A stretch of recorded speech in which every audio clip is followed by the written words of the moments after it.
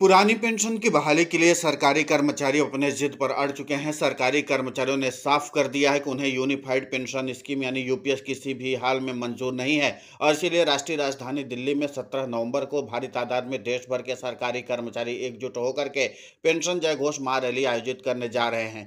दरअसल केंद्र सरकार द्वारा एनपीएस में सुधार कर लाई गई यूनिफाइड पेंशन स्कीम यानी यूपीएस से सरकारी कर्मचारी बिल्कुल भी संतुष्ट नहीं है। देश भर के 91 लाख से अधिक सरकारी कर्मचारी पुरानी पेंशन की बहाली के लिए all India NPS employees federation के बैनर तले एक राष्ट्रव्यापी आंदोलन चला रहे हैं। इस आंदोलन का नाम रखा गया national mission for old pension scheme Bharat रखा गया है। National mission for old pension scheme Bharat के राष्ट्रीय अध्यक्ष डॉक्टर मंजीत सिंह पटेल ने बताया कि 17 नवंबर को नई दिल्ली में ओपीएस बहाली के लिए पेंशन जय घोष महारैली की सभी तैयारियां पूरी हो चुकी हैं। पटेल का दावा है कि जंतर मंतर पर होने वाले रैली में केंद्र एवं विभिन्न प्रदेश की सरकारों के सरकारी कर्मचारी भारी संख्या में शिरकत करेंगे। एनपीएस कर्मियों का फोकस नाम पर नहीं है बल्कि ओपीएस की आत्मा पर है।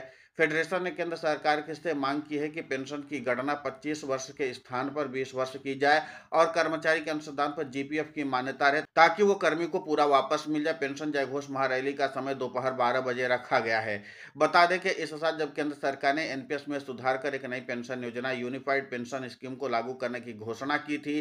हालांकि सरकार ने इसे अगले वर्ष 1 अप्रैल से लागू करने की बात कही है। अखिल भारतीय रक्षा कर्मचारी महासंघ ने प्रधानमंत्री नरेंद्र मोदी द्वारा बुलाई गई कर्मचारी संगठनों के प्रतिनिधियों की बैठक का बहिष्कार किया था। वजह थी एआईडीईएफ की मांग यह थी कि पुरानी पेंशन की बहाली की जाए। कर्मचारियों को एनपीएस में सुधार या कोई भी नई पेंशन योजना मंजूर नहीं है। दूसरे कर्मचारी संगठनों ने भी यूपीएस पर नाखुशी जताई है। इसके कुछ दिन बाद ही एनएमओपीएस ने 26 सितंबर को देश के सभी जिला मुख्यालयों पर विरोध प्रदर्शन आयोजित किया। इनकी मांग थी कि कर्मचारियों को पुरानी पेंशन ही चाहिए। अखिल भारतीय रक्षा कर्मचारी महासंघ एआईडीएफ के सदस्यों ने 2 अक्टूबर की प्रतिज्ञा ली थी कि जब तक वे गैर अंशदायी पुरानी पेंशन योजना हासिल नहीं कर लेते तब तक चैन से नहीं बैठेंगे।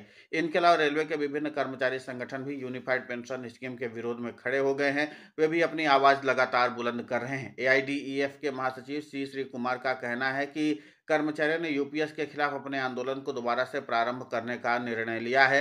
अंशदायी पेंशन योजना यूपीएस का पुरजोर विरोध किया जाए। पिछले 20 वर्षों से केंद्र एवं राज्य सरकारों के कर्मचारी अंशदायी पेंशन योजना के खिलाफ लड़ रहे हैं। उनकी मांग गैर अंशदायी पुरानी पेंशन योजना को फिर से बहाल करना है।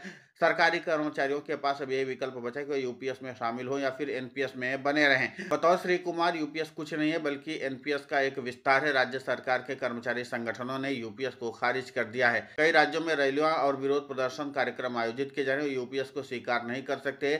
वजह है एक अंशदायी प्रकृति योजना है।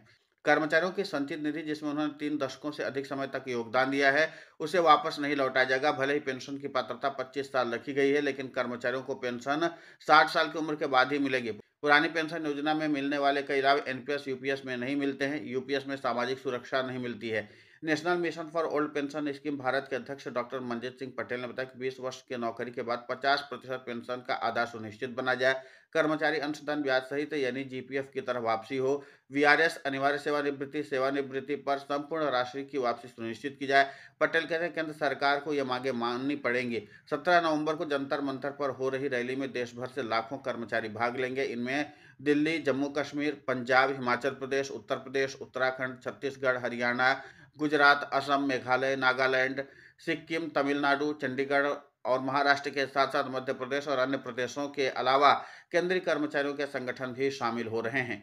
पटेल के अनुसार हमने पहले भी रणनीतिक रूप से सरकार को कदम दर कदम एनपीएस पर झुकाया है। केंद्र सरकार को एनपीएस पर पीछे हटना पड़ा है। अब पुरानी पेंशन के मामले में कर्मचारियों की 2 महत्वपूर्ण डिमांड बची है। पहली है पेंशन की गणना 25 वर्ष के स्थान पर 20 वर्ष हो और दूसरी कर्मचारियों के अंशदान पर जीपीएफ की मान्यता रहे ताकि वो कर्मियों को वापस पूरा मिल जाए। ये दोनों मुद्दे इस बार 17 नवंबर की रैली के बाद हल हो जाएंगे। पेंशन तो हम हूबहू पुरानी पेंशन ही लेकर के रहेंगे, बस उसका नाम ओपीएस नहीं होगा। बतौर पटेल, नाम तो पहले भी ओपीएस नहीं था, नाम कुछ भी हो सकता है। हमारा नाम पर फोकस नहीं है बल्कि ओपीएस की आत्मा पर है। कर्मचारियों का सरकार के लिए सुझाव है, नाम चाहे कुछ भी रख लो लेकिन उन्हें ओपीएस के सभी प्रावधानों का फायदा दे।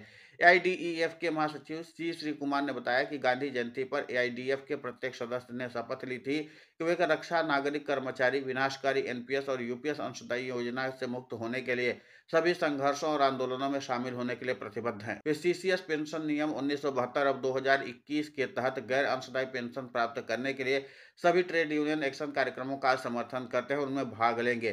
कर्मचारियों ने प्रतिज्ञा ली कि जब तक गैर अंशदायी पुरानी पेंशन योजना हासिल नहीं कर लेते, तब तक चैन से नहीं बैठेंगे। सभी सरकारी कर्मचारियों की इस वास्तविक और उचित मांग को वास्तविकता में बदलने के लिए वे सब एक हैं।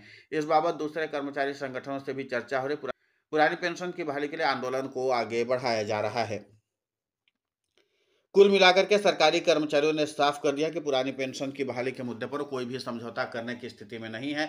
ऐसे में देखना दिलचस्प होगा कि केंद्र की नरेंद्र मोदी सरकार अब सरकारी कर्मचारियों की इन मांगों के आगे झुकती भी है या नहीं झुकती है। फिलहाल इस पूरे घटनाक्रम को लेकर के आपकी प्रतिक्रिया बहुत महत्वपूर्ण होती है, आप हमें कमेंट करके जरूर बताएं। साथ ही हमारे चैनल को सब्सक्राइब करें, खबर को ज़्यादा से ज़्यादा शेयर करें ताकि पुरानी पेंशन की बहाली का मुद्दा और बुलंद हो।